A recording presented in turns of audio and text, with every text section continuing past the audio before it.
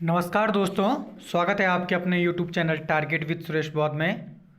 तो दोस्तों, उत्तराखंड अधीनस्थ सेवा चयन आयोग द्वारा एक शुद्धि पत्र यानी कि अमेंडमेंट करके पशुधन प्रसार अधिकारी के लिए कुछ अमेंडमेंट किए हैं ट्रेनिंग से संबंधित। तो दोस्तों, आज उन्होंने जो हमने पिछली इसमें अगर हम एक ओवरव्यू देखें तो जो हमने पिछली वीडियो में आपको बताया कि न्यूनतम क्या 2 वर्ष की ट्रेनिंग होगी। देखिएगा, सेम पैटर्न है जो पिछली बार हुआ था वही, क्योंकि पिछले 2010 में भी यही, 15 में भी यही, और जो ये नया है उसमें भी यही, यानी कि जो विज्ञप्ति के टाइम होना था वो क्या उन्होंने 3 बार अमेंडमेंट करके तीसरी बार उन्होंने 2 वर्ष की अवधि ट्रेनिंग रख दी है। तो चलते हैं थोड़ा इसमें डिटेल में देखते हैं कि क्या उन्होंने कहा है। देखो, आयोग द्वारा क्या लिखा गया। प्रथम पंक्ति में पूर्व अवधि के मध्य न्यूनतम 2 वर्ष की जो क्या त्रुटिवश छूट गए थे, या क्या जो पिछली बार उन्होंने अमेंडमेंट किया था उसमें क्या है 2 वर्ष छूट गया था।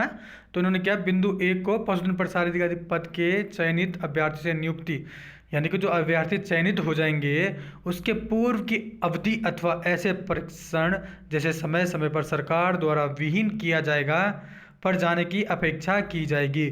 यानी कि अब मैं आपको डिटेल में बताता हूँ इसके सीन क्या है। सीन दोस्तों ये है, जैसे ही आप एग्ज़ाम क्लियर कर दोगे, समझ लो, जैसे ही आप एग्ज़ाम क्लियर कर दोगे तो कुछ समय देंगे आपको ट्रेनिंग के लिए कि इतनी तारीख से इतना ट्रेनिंग शुरू हो जाएगी। तो जैसे ही ट्रेनिंग करने के शुरू हो जाएगी ट्रेनिंग, और ट्रेनिंग क्या होगी 2 साल की अवधि होगी। न्यूनतम लिखा हुआ है कम से कम 2 वर्ष की अवधि की ट्रेनिंग होगी। ठीक है, इस बीच में उन्होंने क्या समय समय पर सरकार, ये क्या डिपार्टमेंटल ट्रेनिंग है, तो सरकार क्या कराएगी, जैसे सरकार द्वारा परीक्षण होगा, जैसे इस बीच में क्या हो सकता है, टीकाकरण हो सकता है। ठीक है, यानी कि वैक्सीनेशन के लिए भेज देते हैं।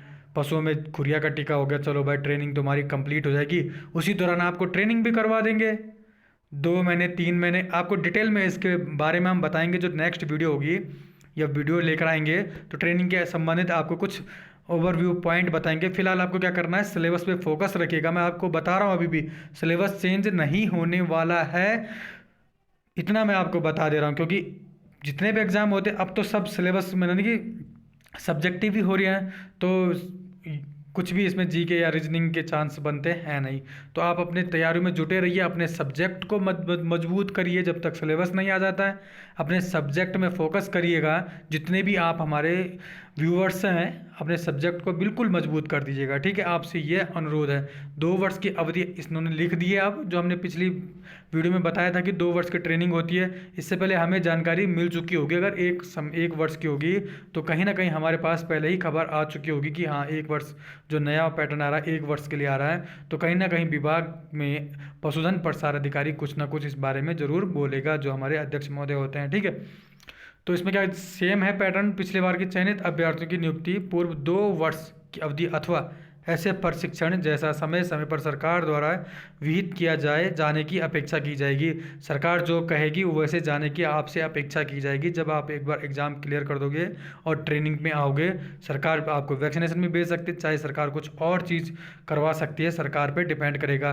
सफलतापूर्वक परीक्षण करने के पश्चात ही पशुधन नियुक्ति की। जब ये आप एग्ज़ाम को क्लियर कर देंगे, जो ट्रेनिंग का एग्ज़ाम भी होता है, उसके बाद ही कि आपकी नियुक्ति प्रदान की जाएगी। ठीक है, नियुक्ति हमने आपको बताया, इसके संबंध भी हम आपको वीडियो बनाएंगे।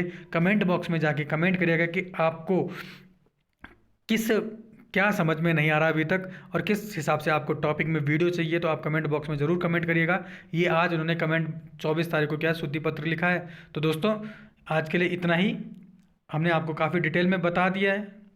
तो उम्मीद करते हैं कि आप अपनी तैयारियों में लगे रहेंगे।